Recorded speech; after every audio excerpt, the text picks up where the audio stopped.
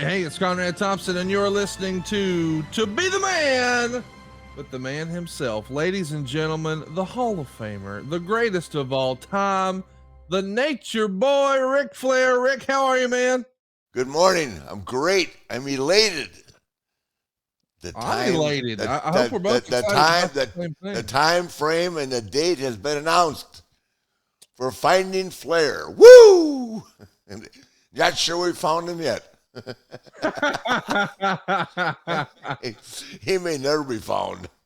Well, I think what we found is the trailer, and if you missed it, if you weren't watching Monday Night Raw, or maybe you didn't see it on social, we're going to go ahead and play the trailer for the brand new Peacock documentary that comes out Monday, December 26th, the day after Christmas. So if Santa doesn't bring you what you wanted, old Saint Rick did. Let's take a look at this new trailer for the brand new documentary on Peacock. Nature Boy here.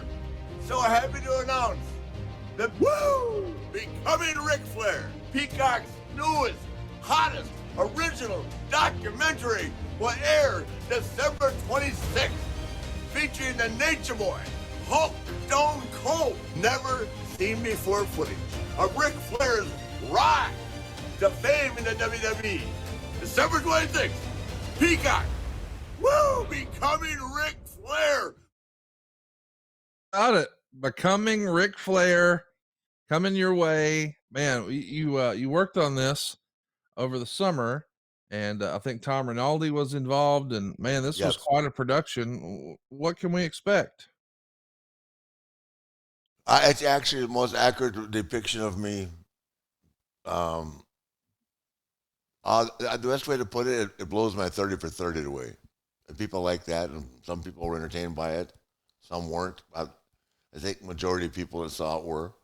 This is much better. So I mean, and it's really up to date because of my health issues and stuff like that that I've gone through. So it's really cool. I'm proud, and these guys, Dan and Ben, worked so hard on it. Tom Rinaldi, I mean, he's a big deal with Fox. It's a big deal. The whole thing and the production. I'm thrilled about it. I'm just very excited. It is a big deal, and I'm excited about it too. I can't wait to see it. Do you know the runtime yet? Is it an hour, 2 hours, hour and a half? 2 hours. Okay. So it's long. Yeah, make plans to get a lot of liquor. Oh wow. Okay. Or some Ric Flair drip.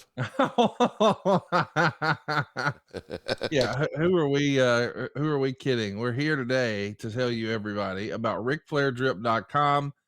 There's lots of fun stuff over there. So I don't want you to think that it's just about marijuana. Now, there's a good chance that the marijuana is in your state. But how about a lighter? How about a grinder? How about some stickers? How about a rolling tray? How about some rolling papers? It's all available right now at RicFlairDrip.com. So if you haven't already, check it out. They got even some cool merch over there at RicFlairDrip.com. But the documentary, man, yeah. And the key thing is selling off the chart, can't keep it on the shelves. That's a good thing. I get a detailed report like every 7 days, and it's really doing very well. I'm really proud of it, and thankful for Chad Bronstein. Absolutely. Shout out to Chad. If you enjoy marijuana, be sure to look Adam Styles, Aristotle. I don't want anybody out. They've all had a big part of it. Take a look. They've all had a big part to do it. Have all had a big part in the success of the brand. So be sure to look for Ric Flair Drip in your area. In the meantime, though, even if you don't necessarily partake in marijuana, who doesn't like some cool Ric Flair collectibles? These stickers are pretty cool, man. And a lighter, I don't know that the Ric Flairs ever had a lighter, and a grinder, and a rolling tray, and the t-shirt, something for everybody. RicFlairDrip.com. The documentary, though, man, you've said on here before, you just you let it all hang out. You didn't pull any punches. And that sort of implies that all the interviews and documentaries about, because this isn't the first time we've seen this. Like, I think WWE did a documentary on you for the first time like 20 years ago. And then they did a Horseman one a few years later. And then, of course, we got the 30 for 30. So there's been several Ric Flair, quote unquote, documentaries along the way. but this one maybe is the first time that you're sort of unfiltered completely and just Totally. yeah. Totally. And they didn't harness me at all. They didn't edit as they promised they wouldn't edit, and it's spot on. It's emotional. There's a lot about Reed in it. Even footage I hadn't seen of Reed. So Ashley's in it a lot. Megan's in it a lot. Wendy's in it a lot. I mean, it's Taker's in it. Steve, Hulk. I mean, George Kittle. I mean, it's got a lot of new people. Stephen A. Smith really put me over, and it's one thing to have people in the business put you over. It's the people on the outside that think that you accomplished something or that mean just as much. Can't wait to see it. Make your plans right now. It's going to be Monday, December 26th, the day after Christmas. It's the gift that keeps on giving, the gift of the Nature Boy. Today's episode is going to be a fun one because Rick likes to bounce around and talk a little bit about this, a little bit about that, and we're going to do that today. Let's jump right into it. We got a great question from Wrestling Study Podcast. He wants to know, what are your memories of the vignette of you in the mental hospital in WCW? It was April 26, 1999. I think a lot of people remember that silliness. You there with your robe strutting around. Yeah. Was that a fun shoot? What can you tell us about that skit? Well, Kevin Nash gave me that, and Kevin was booking then, and I just made the best of it. That's all I can say. So you didn't like it? I didn't mind at all. I mean, let me tell you something. As opposed to being buried in the desert, well, yeah, or having my head shaved by Russo and Bischoff. It was. I much preferred this as opposed to that. I can tell you. And Scott Hall was in it. It was entertaining, but I've certainly been through a lot worse. I can tell you that.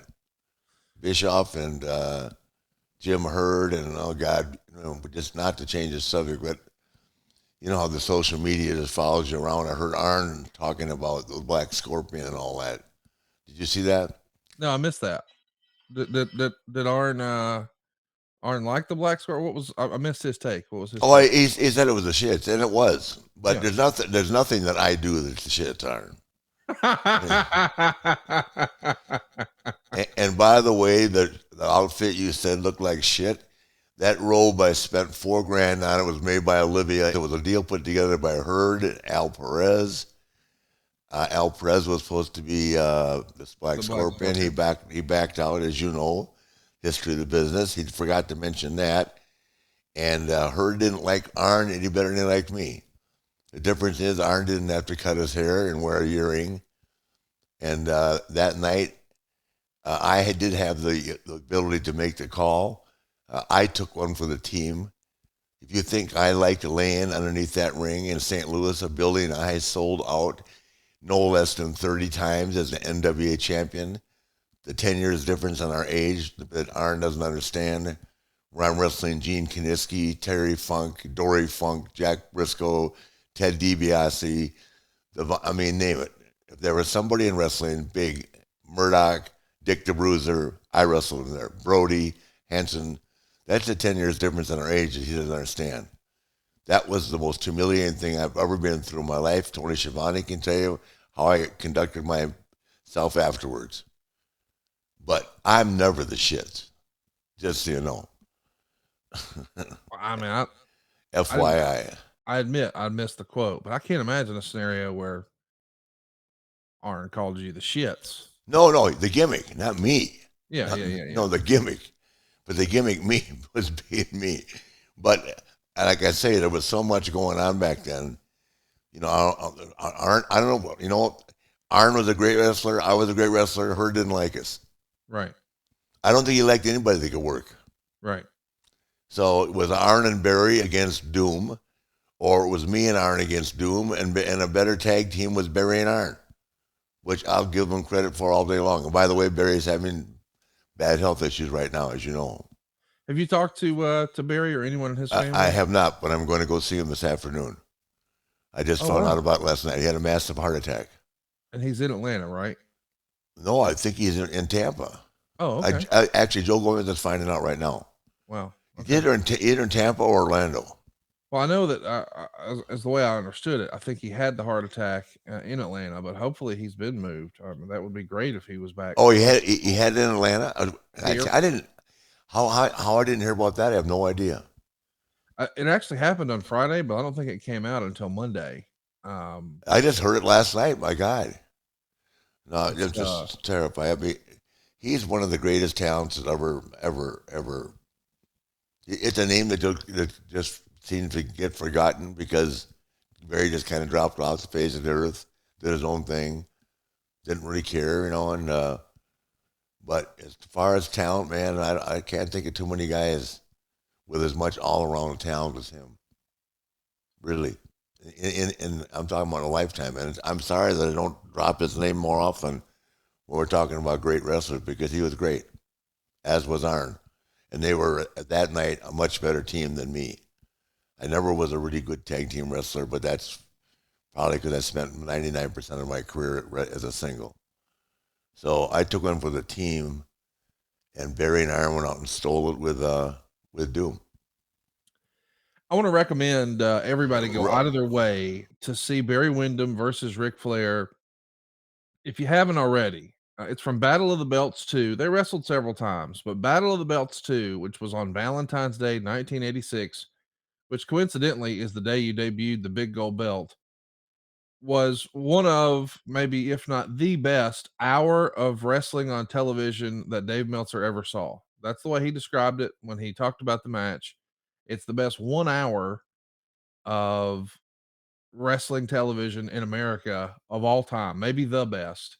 And he even called it one of the best of the decade. And it's maybe off the beaten path because it happened in Florida. It didn't happen for Jim Crockett Promotions or the NWA or WWE or whatever you want to call it.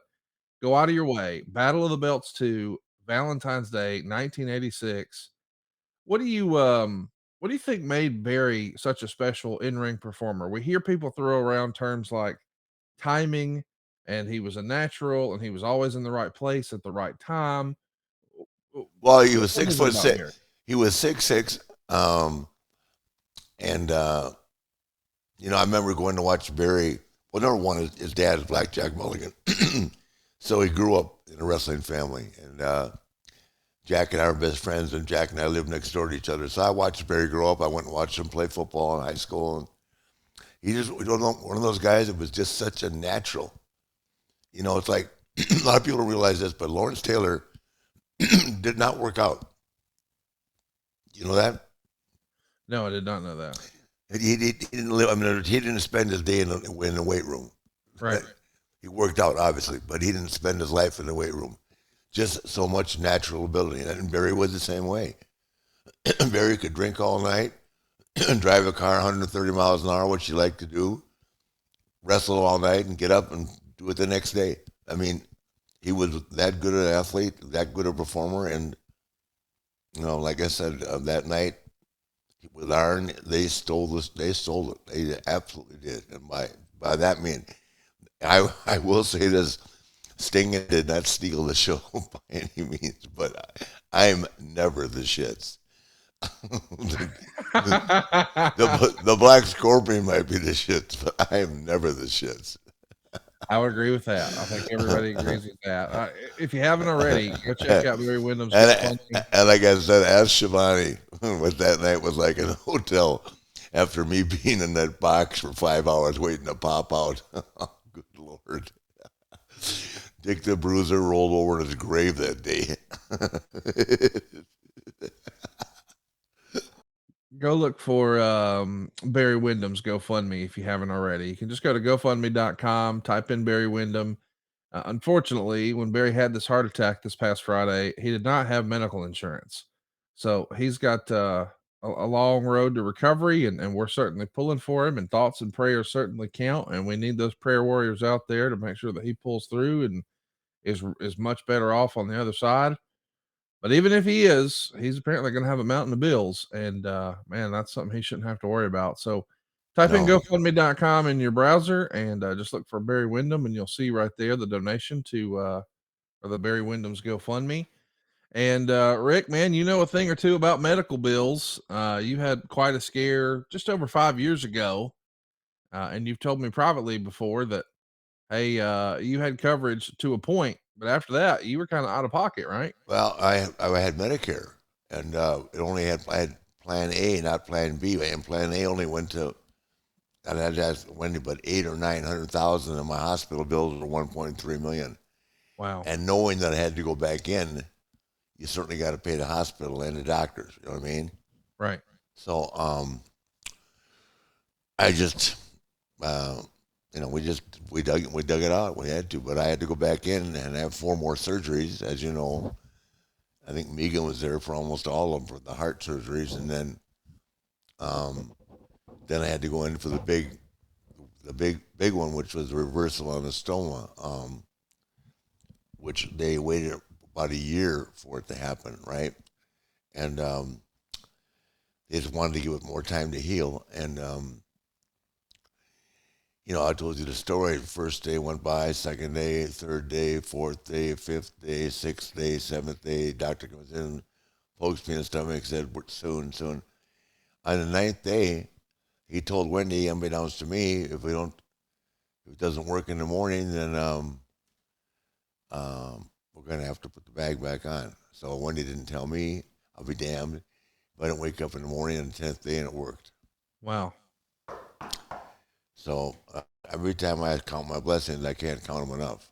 Yeah, no kidding. No, I mean, absolutely too much. I'm the luckiest son of a bitch alive. Can you believe it?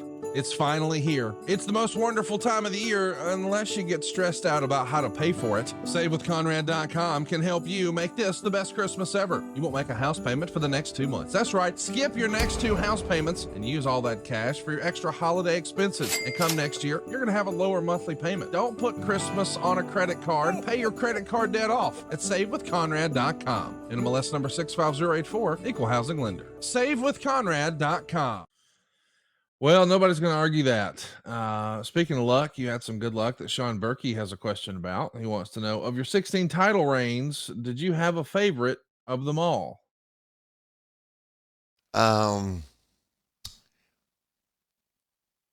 it would have had to have been a time during the Four Horsemen era, which was just so great. I guess, when I was wrestling Dusty and Harley and all those guys, the Von Erichs, I was probably at my best back then. So after the first Starcade, so like we'll call it 84, that era. Yeah. When I first won the title 81, which you've heard me say, I wasn't ready. I thought I was. Right. But I had wrestled nothing but good wrestlers from the Mid-Atlantic area, and I hadn't gone out and, I had to dig into the trenches with guys that didn't know how to work much better than me, and certainly couldn't wrestle an hour.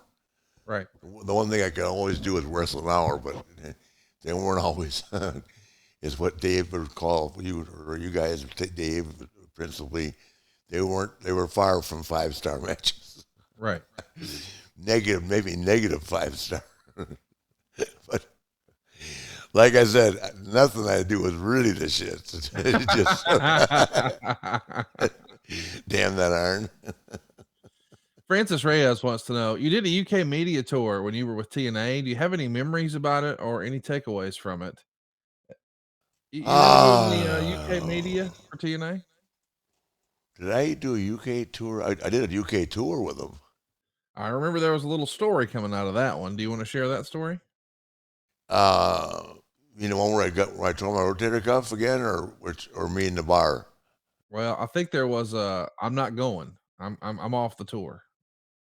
Oh yeah, I was when the guy wouldn't give me a draw. I said, I've never been. I said, I worked for the WWE my whole life. I've never been anywhere where you can't get a draw. How do you think I get out of the bar? This is in a foreign country. They might not take my credit card if it's working. So what was the resolution there? I mean, I assume this was a shouting match at a bar or in a hotel lobby or something like that. No, not a shouting match at all. I said, I'm not going. and I'm going home. So it all got fixed. It always does. It's always blowing out of proportion, but I'll admit to every bit of it. Yeah, I was drinking, and I'd asked this guy, I can't think of his name, not putting him down at all, but I had never been anywhere where you can't get a draw. Right. Right? I mean, usually with WWE, I don't know if they do it anymore, before you go to Europe, they give you a draw. You know what I mean? Anticipate it. And every night, every event, they gave you a draw. Right. You know? And that's probably because half of us, and sometimes, myself included, my credit card wasn't working, or it was bouncing up over the top of the top of the bar. Was this Dean Broadhead maybe? No, Broadhead was the boss. I've never met Dean Broadhead, but no, this is a guy who just worked for the company. Okay. He was just doing his job. Yeah. But I just truthfully had never anticipated that. And I'll tell you something else, which I was embarrassed about. I mean, and this is nothing, I'm not going back in time and trying to hurt everybody's feelings, but when on those European tours, the kids had to share rooms. Right. Are you kidding me? I mean, I had no idea any of this, even with, and I'm telling this from the bottom of my heart, I had no idea they did that. Who shares rooms? As if Right. European tours aren't hard enough. You have to share a room. I really set myself up to fail.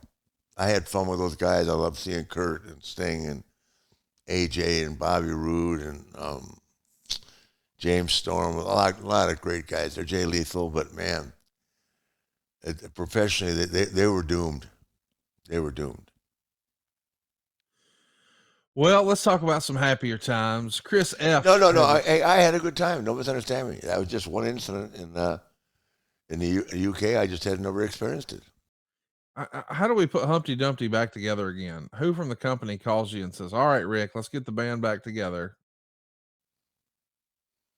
Is it Jeff? Is it Bruce? Is it Dixie? Who calls? Who calls to get me to come there? Yeah, like when you quit, because you quit. So Yeah. how do we get you back to work? Somebody call somebody. Tell me what happened. Bruce called me. Okay. Yeah. And I just said, okay, Bruce, you know, I've got nothing but respect for Bruce. Right. He's in my documentary. Bruce knows me better than anybody. Bruce knows me like you know me. You know, so you know, and Bruce says, when you see Ric Flair, it's not a gimmick. No, it is not. Ric Flair is not a gimmick. He's Ric Flair. Thank you, Bruce. I'll give you something to wrestle with, Bruce. Ric Flair is not a gimmick.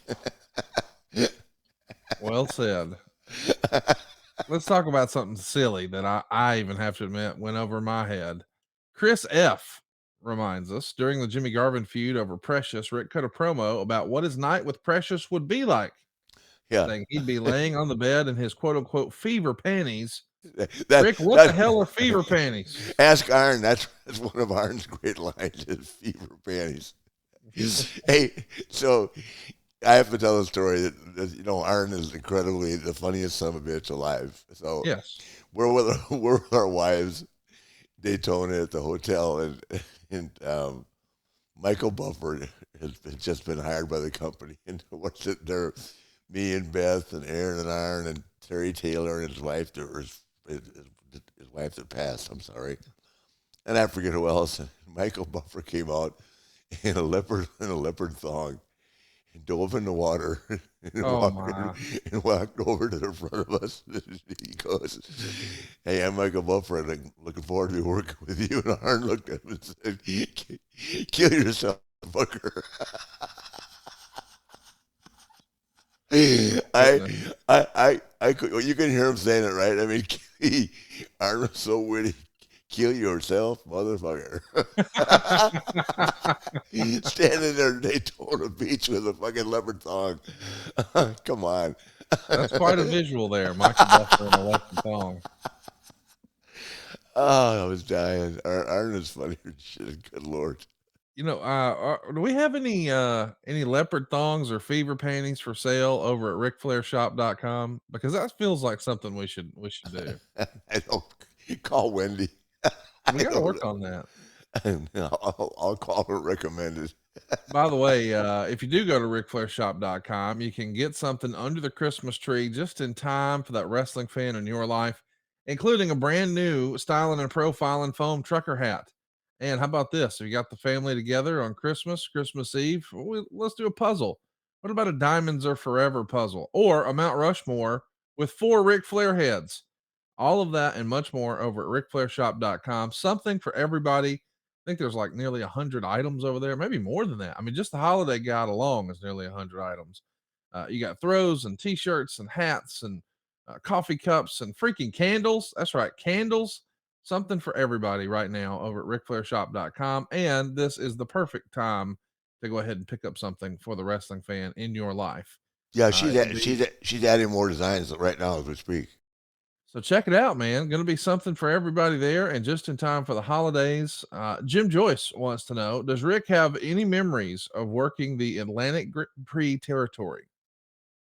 The Um, Atlantic Grand Prix. That's off my radar. it's off mine too. Where is that? Is that Canada? Yeah, that's Canada. If that's St. John and all that, yeah, I did a loop up there. Is that St. John, Um, New Brunswick, and all that? yeah, New Brunswick is where it's headquartered at. Yeah, I did one loop up there. How was it? It's horrible. Cold, nothing to do. It's cold, nothing to do, and no money. Yeah. I got to tell you, you've mentioned it a few times, and I thought, man, when did that happen? But at the start of the show, when we're talking about all the matches you had in St. Louis, I thought, I can't imagine you and Gene Kinitsky. I mean, that's old school. So I looked it up, and it was April 30th, 1982, Yeah, and it was for the NWA Heavyweight title. Of yeah, course, this would have been your first run when you didn't think you yeah. were quite ready at the Kiel Auditorium in St. Louis. 2 out of 3 falls. Big Thunder. That's what they called him, Gene Kinitsky. I mean, 6'4", 271 pounds, from Edmonton, Alberta, Canada. I mean, I've never seen that match, obviously, but it's just hard for me to imagine those styles. But man, you had to do that with everybody, right? Oh God, you know, I'll tell you what he did. The giant swing was one of those moves, and the St. Louis ring was bigger, as you know, than any other ring anyway. And the giant swing is where you put someone's, well, like Cesaro does, right? Yes, yes. And he threw me across the ring, you know, this huge ring, and he ran and jumped on top of me. And this is the way the old timers talk. He said, "Leg scissors, you dumbass." Now I'm the champion. Right. Like, I didn't know what he was talking about. He was a machine, man. You talk about a guy that could go, though. My God. No, I mean, I wrestled them all. That's where sometimes it's not. It's not just a joke. It's serious stuff.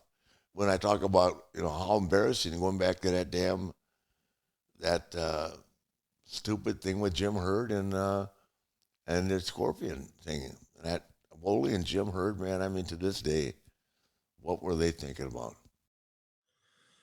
Yeah, it's a crazy time in the business for sure. But you had some fun. Brad Brunson wants to know: Oh, any I did cool have fun. stories about Lee Marshall? My father-in-law has some wild stories about partying with him in London in the late 80s. Of course, he was the voice of those segments on Nitro and the voice of the serial. They're great. Tony the Tiger. Any partying stories with Lee Marshall over the years? A couple, but nothing that stands out. Nice guy. Matt wants to know who on Rick's list of great bleeders in wrestling, or who's on your list of great bleeders in wrestling. Who looks great with a crimson mask? Of course, we know that you love to go Yeah. ahead and get color, if you will. But who else do you think was a master of that art?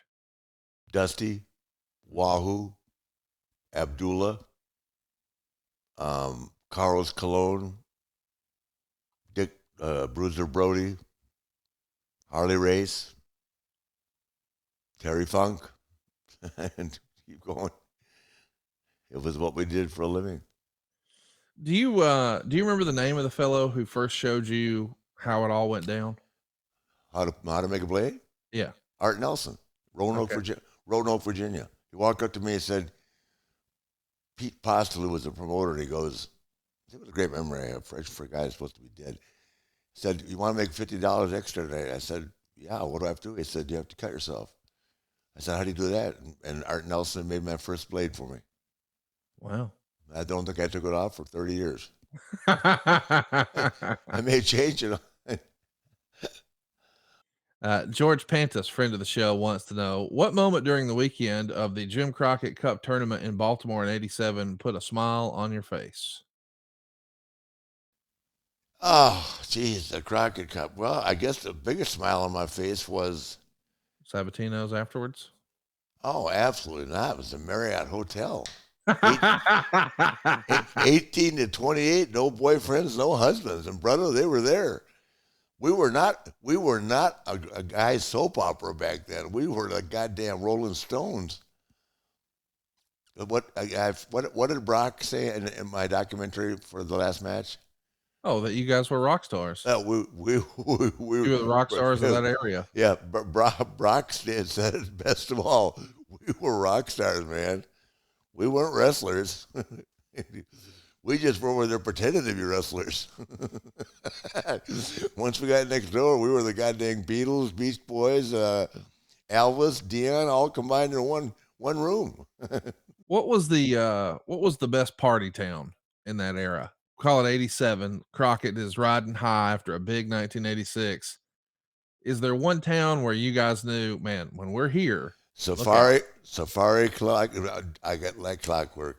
Safari Club, Baltimore, Sheridan Hotel, plus Sabatino's downtown. I just had it. The Safari Club is 5625 O'Donnell Street. I guess it's still around. How about that? I don't think so. No. Well, it could be, but it was unbelievable club. And then and we had a limo driver there, Bill, have him go down and get his food from Sabatino's. Then of course Chicago was number 2, and I can't name all. There was like 10 clubs for us. Snuggery was one of them. Snuggery obviously was huge. And then for me personally, the Landing in St. Louis, place called Kennedy's and all that. I wasn't there with the guys that much, but as the world champion, I couldn't wait to get to the Landing in St. Louis. I literally would go from the arena to the Landing to East St. Louis to the airport for Atlanta TV Monday, Saturday. Listen, No sleepy. I've never lived that life, so I don't know what the process is, but I do know there's wrestler etiquette about gear and stuff. And I know that you travel with a bunch of suits and you got to get that stuff dry cleaned. So Yep. how does all of that happen? I mean, I'm under the impression that a lot of guys take their trunks, put them in the hotel bathtub. They've got a process to clean the stuff and dry the stuff, but you're not doing that if you're going straight to the damn bar. So how does all that happen? You want to know what I did? I started when I came to Tampa, I would leave a wardrobe with Joe Gomez. I had a wardrobe in Atlanta, a wardrobe in Charlotte, a wardrobe in Miami. Well, we partied in Miami pretty hard too. And, once again, when I say party, I mean, I'm just talking about drinking, raising hell, having fun. I didn't. So you would leave the house with multiple pairs of boots and tights, and then just leave some clothes in different areas and kid it next time you were in town. Well, I would leave with one robe, depending on the event, for a week. Right. But then I would leave like 5 robes at Joe's house. I got you. And every time I came into Florida, I'd grab a different robe. So I had friends, and then of course I had my home in Charlotte. Right. And I had in Atlanta, I had the hotel where we all stayed at, the Renaissance or the Marriott to begin with. And then, I was very conscious. I mean, and I've lost a lot of my stuff too. I mean, if you fly as much as we did, I mean, you just pray that your bags make it off the plane if they're not stolen. You know what I mean? Of all people, I got Ricky Steamboat and I drank so much all the way back from London one time, or from Germany, on Lufthansa, flew into Charlotte, and I left 2 robes on the plane. And by the time I got back to the plane, which is like 10 minutes, back to the plane because of customs, not because of TSA, because of customs, they were gone. Wow. So, and I mean, it's me and Ricky just drinking, having fun. So, it's a lot to keep track of. And then, of course, I always carried the belt. Right. You can't pack that. And you, once upon a time, I think there's a pretty famous story that I don't think a lot of people have heard. I don't think we've told it here on the show. You lost the big gold belt in Birmingham once, did you not? No, I lost it in Houston. Okay. And I had to go to Birmingham and find Okay. it. I left it I left my luggage in the trunk of a young lady whose name I mentioned, who got mad at me because I was talking to another girl and left with my gear. So, private eye, police, everybody, and Hurd, of course, some stooge told Hurd that I had lost it. He said, I need to meet you in Birmingham. Actually, it wasn't Birmingham, it was Montgomery. Okay. I need to meet you in Montgomery. And I go, okay. He said, you better have the belt with you. I said, why wouldn't I? He said, just have it with you. I want to see it. You know that voice, right? Okay, fuck you, Jim. So I pulled it off. In nick of time, I got it back. How does that happen? They ship it overnight or something, or how does it get from Houston to Montgomery? I can't remember, but boy, you got to remember, in those days, I was James Bond. I had to be to escape. My goodness. Are you kidding me? Good Lord. Well, hey, this goes to show you, anybody who's given Chris Jericho shit about leaving the belt at a Longhorn or losing the title at a Longhorn, Rick left it in the trunk of a car once. It happens. It's just part of it. No, I left it in the hands of a young lady, and it didn't matter what her trunk. Never leave your gear in a girl's car and then start talking to another girl. It's one thing to get up from a bar and walk over to another girl and leave the other one sitting. That's one thing. But to have your stuff in her car and do it, probably not the wisest decision I ever made. Yeah, I agree. Well, here's another one from In the Worst City Ever. Squish Briscoe wants to know, what was it like getting to feud with Buddy Rogers over the Nature Boy name? What promoter or booker impressed you or helped you the most? So we'll talk about the promoters secondly. The first one, though, getting to work with Buddy Rogers. Haven't spent a lot of time talking about him on the show here. Well, first of all, Buddy was, in his day, the man. Buddy Rogers is the first guy to do high spots. Did you know that? I did. And he traveled around the country with a guy named Billy Darnell. Do you know that? I did not.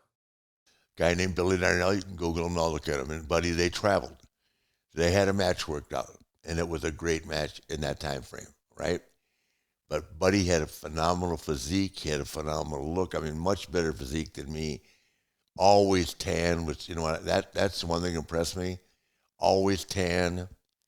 Nobody even thought about tanning until Lex Luger came along. Does that make sense? Yeah. And then all of a sudden, here's guys like me and Arn and Tully are laying in the goddamn suntan bed every day, just trying to keep up with it. I mean, everybody brought something at a different time in our careers. And, I know Arn to this day, I'm sure Arn's still tanned. It's a habit you get. Me, I can't do it anymore because I put so much of that damn spray tan on over the years that, I have to take a antihistamine now to put it on. It's not worth it. Wow. So if I don't get it off my boat in natural sun, I don't do it anymore. But everybody brought something to the business. And then getting back to Arn and I and Barry and Tully, I'm sure we did our workout because Arn was diligent about working out. Tully was diligent. Like Tully would do the 500 free squats with me, step ups, everything. Barry would just do his own thing. And man, we got to the building that night and we all somehow got through our day and did our thing and went out and laughed and drank and started the next day up again too. I can remember seeing Arn one day. We pulled up in Baltimore one day. I literally had about 3 nervous breakdowns that Arn witnessed. I slept at the foot of his bed. We came back from that.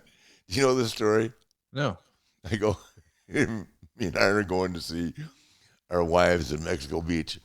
And he said, "Aaron, can I stay with you tonight?"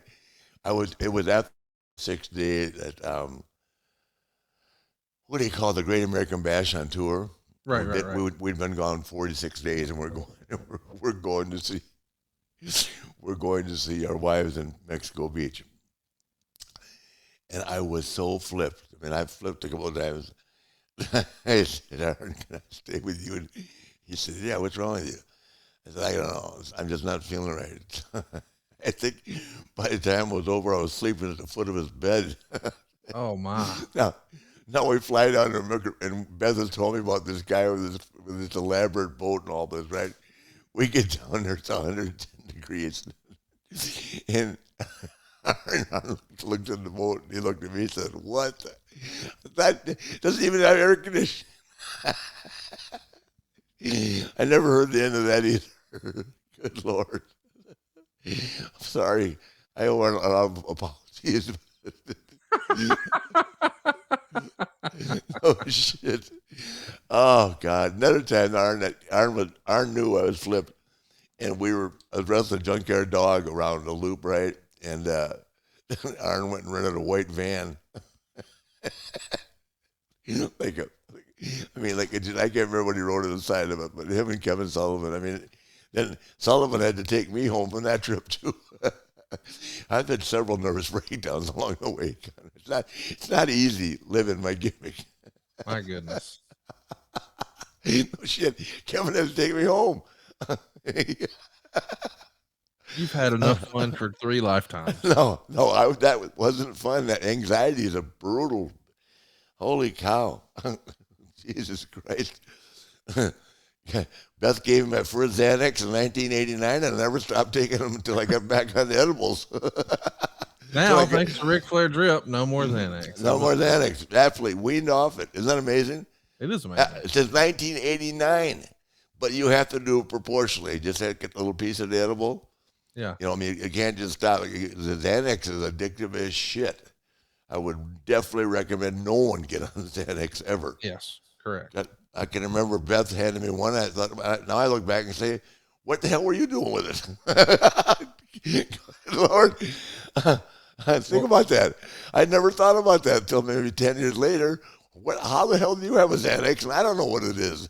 And I've been traveling with Roddy Piper. Now that's a fair question. Who, by the way, somebody asked me a story last night about Roddy Piper, the most famous story of all Roddy Piper, and it goes just like this. He turned 30. He, over the course of the night, and Bill Eadie was there. He drank 30 shots of Jack Daniels, and he probably snorted 3 grams of cocaine. Oh. And I don't know how many milligrams of Xanax he took. And Bill Eadie, when I took him upstairs, and Bill folded his clothes up in his shoes, and we left Roddy, and he woke up the next day like nothing ever happened. The man had things to do. Oh, God. Nobody. John Wesley Harden's what I called him. Don't miss. The fastest gun of them all. Everybody tried him. By the way, the Nasty Boys, they're still trying to catch up with them. How funny was Brian at the roast at the last night? Hilarious. Super fun. The Tales from the Territories production this season covered Portland, and they had a lot of great stories in there about Roddy Piper. They had Princess Victoria on there, and she had a bunch of fun stories about I bet she did. I know the story, but I don't think we can share that story. No, we're not going to. We're not going to. But I knew that would make you laugh. You talk about when she bit him on the leg?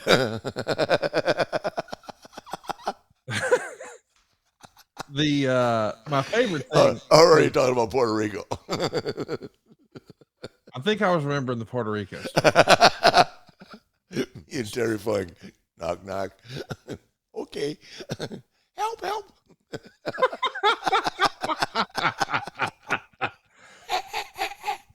Oh, goodness gracious.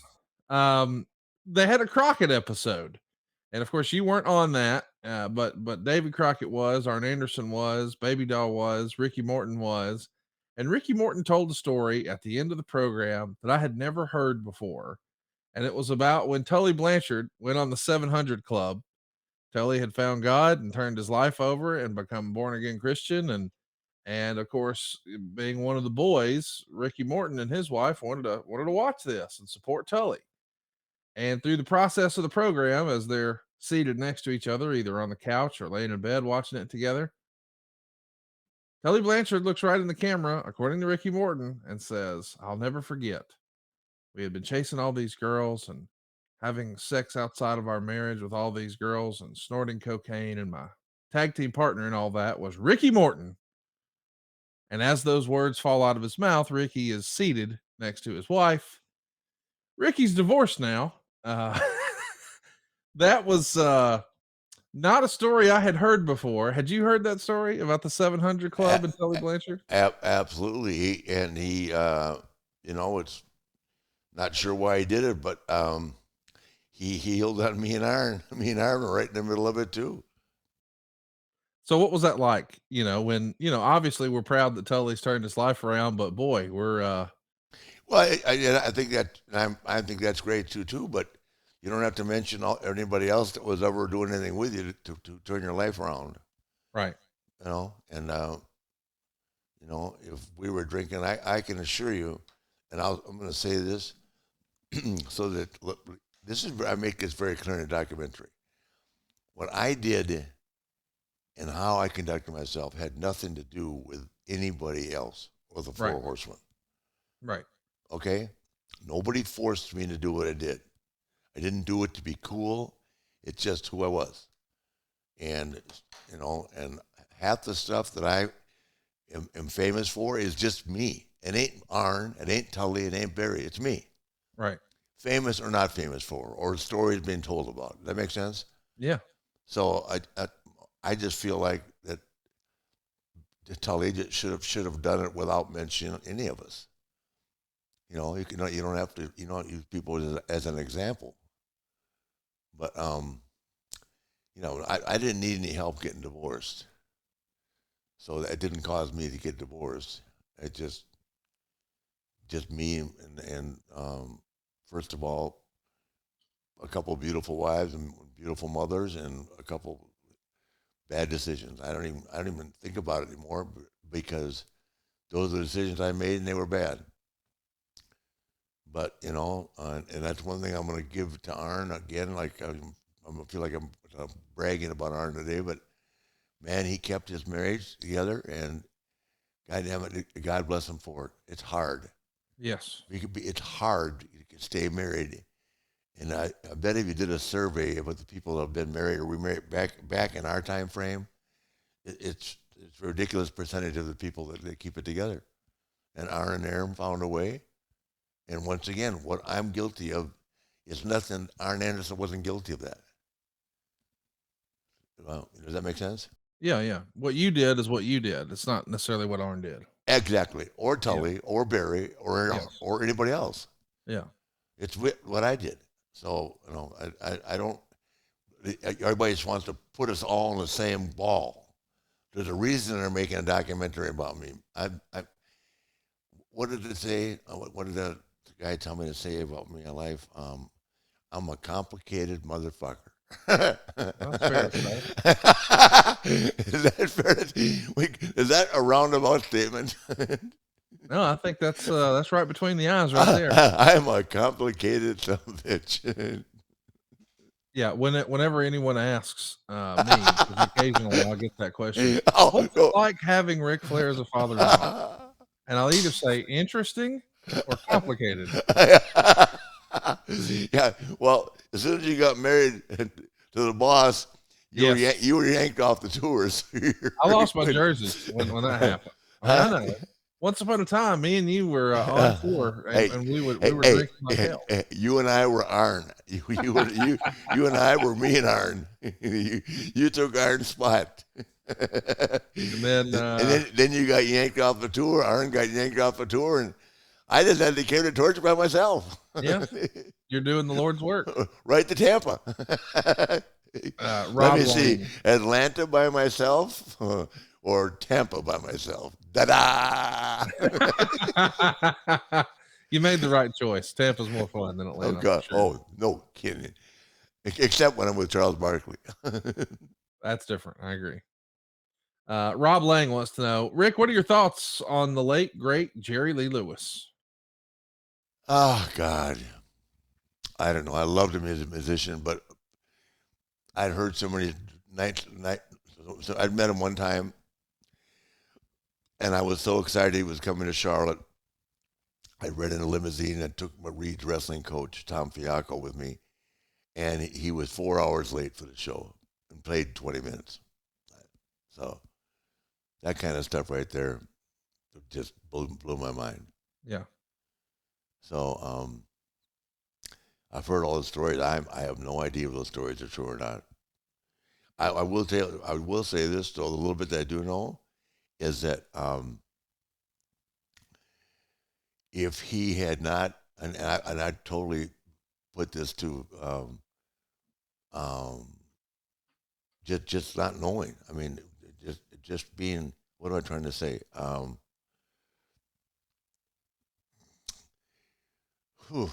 Ignorant of the fact. I mean, he got off that plane with a 13-year-old girl in England, and it killed him because he was so damn good. I mean, have you ever seen him play the piano in that in concert? I mean, Jesus. No, I never saw him live, but I've seen video. Well, you've seen video. I mean, it's the same thing. I mean, yeah. And Dennis Quaid played him in that movie. I mean, it's just phenomenal in his songs. I mean, he lit the piano on fire. I mean, he was a very gifted guy. I loved his music, but there again, I don't know the answer to what happened in his life, but my personal experience with him was not good. As far as going to see a concert, right? He was the George Jones. You know, we used to have George Jones. You know that show. They called him No Show Jones. Yeah. So we, believe it or not, Jimmy hired him, and guess what? For a Great American Bash in Cincinnati, and guess what? No show. No show? Yeah. No, we're still waiting for George. Yeah. Waylon made it. Waylon made it. George didn't. Here's one. Think about this. Can you imagine? We had Waylon Jennings and people like that playing at the Great American Bash. Kind of a big deal. Yeah, no shit. I mean, it was so damn. Crockett and Dusty were so far ahead of their time. Oh my God.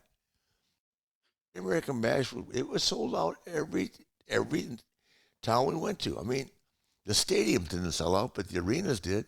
Right. The war games, I mean, it was just a time in life when life couldn't have been better or more fun. Dusty was a genius, man. Huh? Dusty was a genius. Yeah, absolutely was. Wes Gay wants to know, what do wrestlers know about strength training, nutrition, and overall fitness that most other folks don't understand or overcomplicate? I think the wrestlers nowadays are almost scientists when it comes to. They put as much time into that as I used to put into drinking. Yeah. And it's obvious by the way they look, and how. I mean, they're just all chiseled, and they're tested regularly, so it's all natural. I would guess 99% of it's natural, and I can use my daughter Ashley as an example. She, has pre-made meals, and she conscious of her intake. And I mean, to look at her, you can see that she just takes immaculate care of herself. And we didn't do that back then in the day. Back then we were taking steroids. And that's basically another example of me. Half the time I couldn't remember to even take them. So why take them? You know what I mean? Right. And that's probably why I never looked like Luger or anybody else. We're not advocating for it, but back in the day when you did use steroids, did you get it from a guy at the gym, or did you get it under doctor supervision? Oh, back in the day, I got it from a guy at the gym. Yeah. Yeah. Now you get it from wellness doctors, but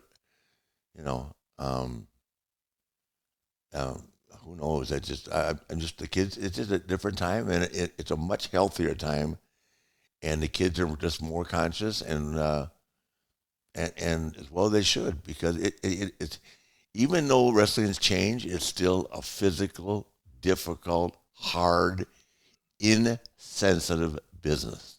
Agree. And God, we get the crap beat out of each other.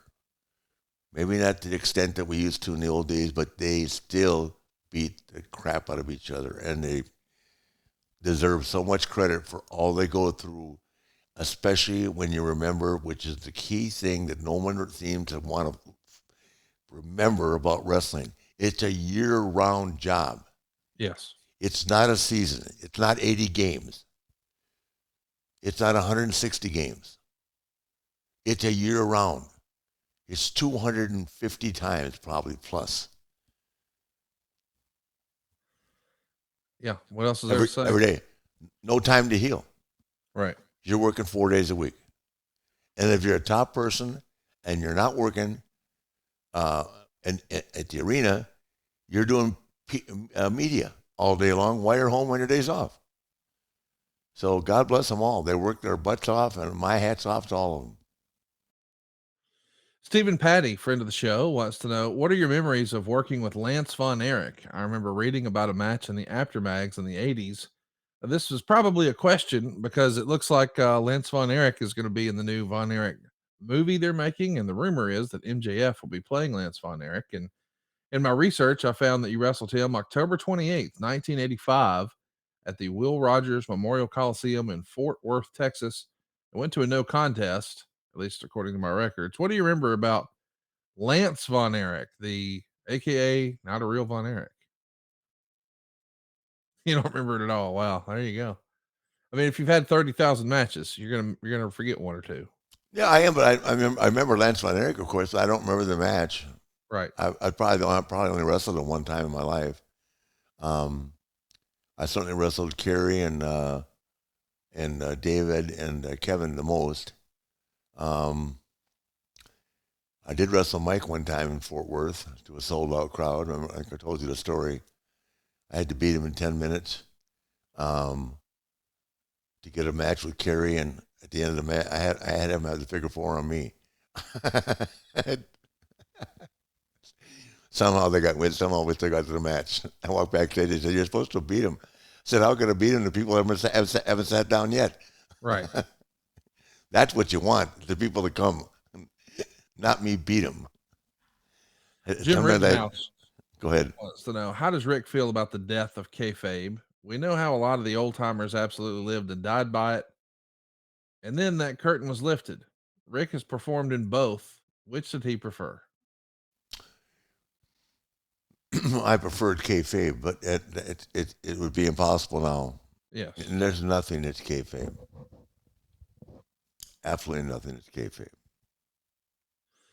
Hazy Malaise wants to know, could you show us how the best wrestler ever to walk that aisle, to ever travel up and down the road, rolls a joint? Rick, What? are you getting them pre-made, or you figured it out and you're rolling your own now? Oh no, the pre-rolls. There you go. Ric Flair Drip.com. I couldn't roll one if I had to. I've watched enough of them get rolled, but no, these are pre-rolls. Back in the day, who was the most notorious roller? Was Roddy Piper a big roller? I know Bruce Pritchard was a roller. Who else was a roller back in the day? Back in the day, who wasn't? There you go. Wasn't really your thing though, as much as no, booze was, right? No. I didn't smoke over. The main reason was, let me try to think.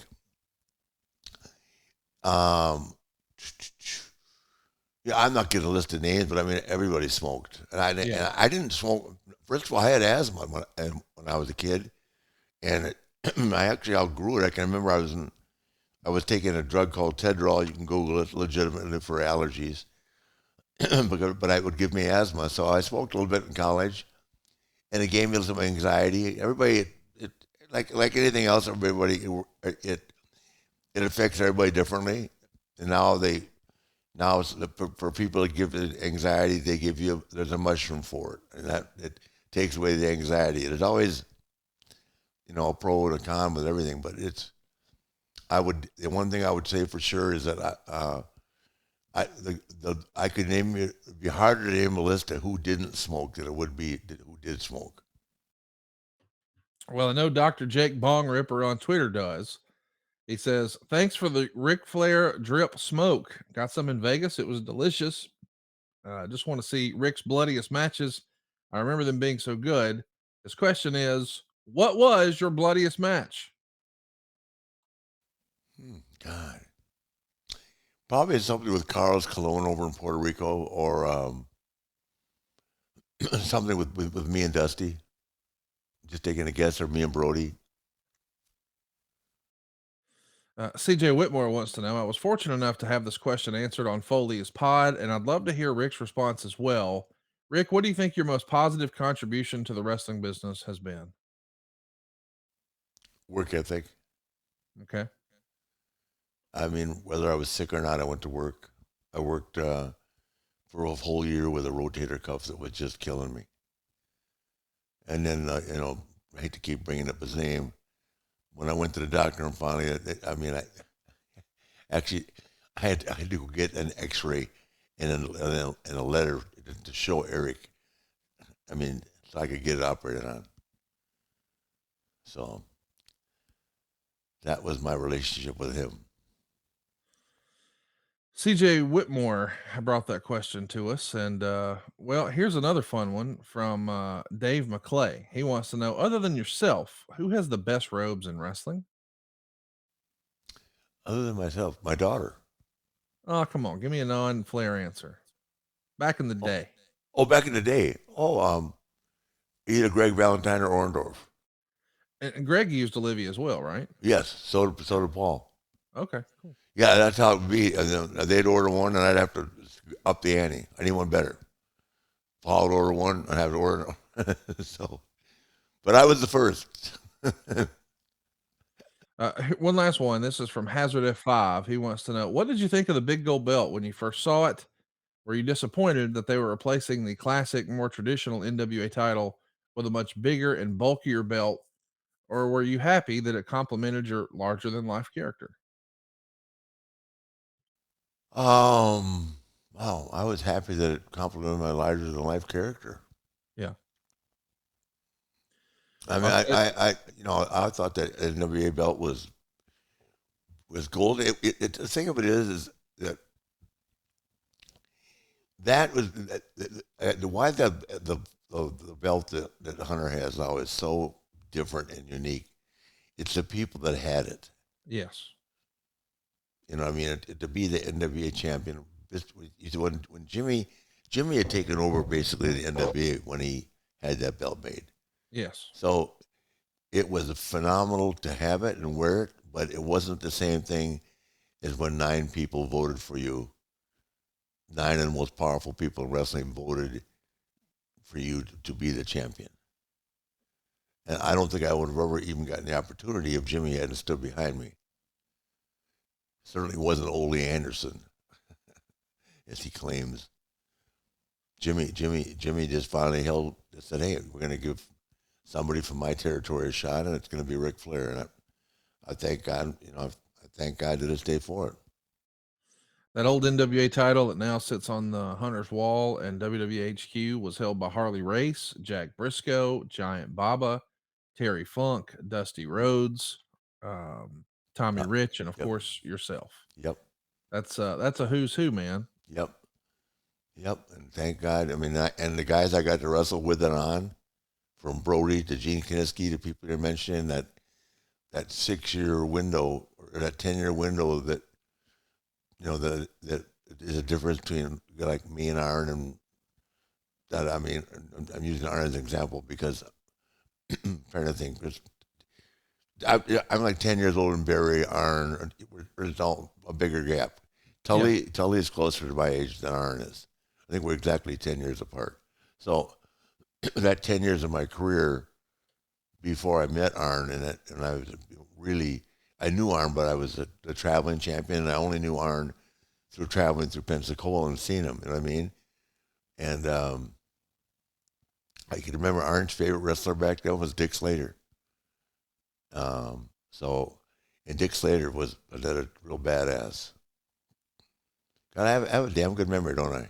You do. Hey man, this has been fun, and I guess we should talk about it. You know, we sort of glossed over it at the top, but your Michigan Wolverines are in the college football playoff. How excited are you?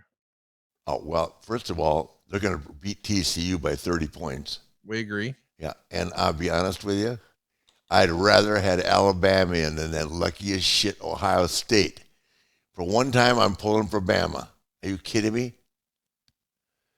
Good Lord, how does Ohio State sneak back in? We beat them by 25 points. How do you see that? Well, listen, I think it comes down to two losses. I mean, at the end of the day, that's what it is. And I understand they talk about strength of schedule. Alabama was 9th in the strength of schedule. Some of the other teams that are in the playoff were like 39th, but those teams didn't have 2 losses. And you could argue, and I don't even think you'd be incorrect, that Alabama was the 4th best team in the SEC this year based on those 2 losses. But if you were to line up the 4 best teams, I got to think Alabama's in the conversation. Like Alabama would have been favored. I see you came prepared for this conversation with that graphic. That's Steve Kaufman. That's Steve just showing. All right. The top 25. Well, I just for the first time in my life, or for the first time in a while, I'm going to pull for Georgia to beat Ohio State. Oh, I don't think that's going to be an issue. I think Georgia's the best team in football. Yeah, I think they handle OSU, and I know we were joking about Michigan and TCU. I'll forgive Kirby Smart for blowing me off. I'll cheer for him. I think Michigan is a 9.5 point favorite on the money line. They're minus 360. I would probably take Michigan on the money line. I don't know about Michigan minus 9.5. I know you think they're going to win by 30. I wouldn't be surprised to see TCU pull an upset, but whoever winds up playing against Georgia, it is going to be a one-sided affair. I mean, we saw Georgia and Michigan last year in the playoff, and that didn't go your way, Rick. Say that question one more time. Last year, Michigan lost to Georgia in the playoffs. At the time, Georgia was number 3, Michigan was number 2, and Georgia beat Michigan 34-11 in the Orange Bowl. I don't think it's going to be different this year. It'll just be for the national title, but Georgia's going to just dog walk Michigan. It won't be. Oh God, you got to be kidding! We finally got a quarterback.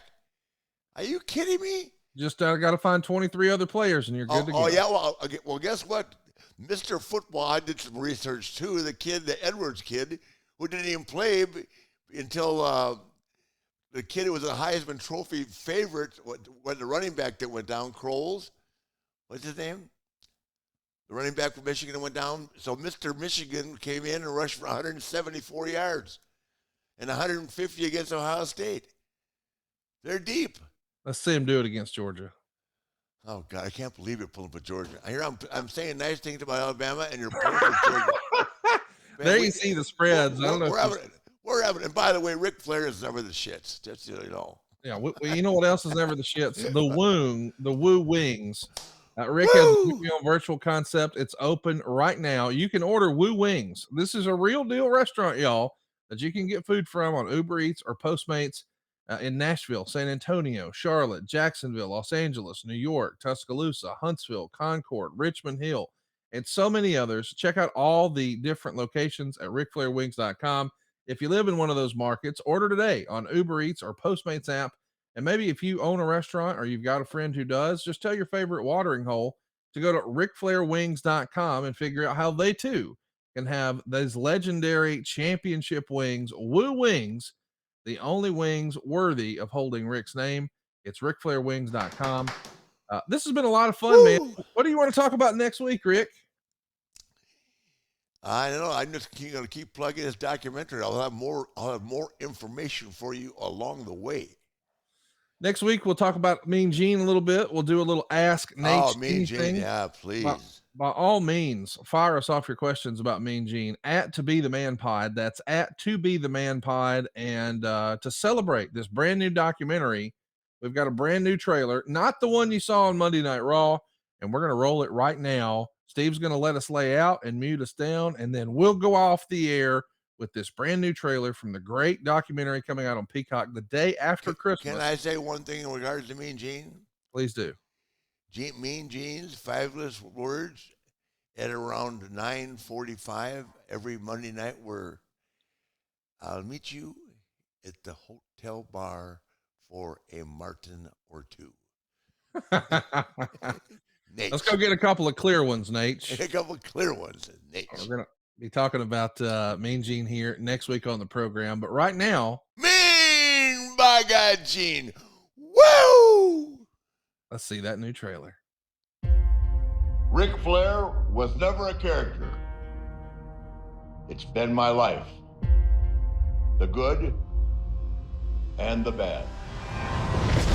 Fair to say, I'm a complicated man. He was ahead of his time. He was very colorful. Just unbelievably captivating. The most prolific talker. The greatest world champion of all time. Willing to do it his way, no matter the consequences. People are starting to worry about him. Ric Flair, are you kidding me? My dad has to slow down. How in the hell is he doing this? It was almost like he wanted to die. I don't know how he survived. People keep reminding me that I should be dead.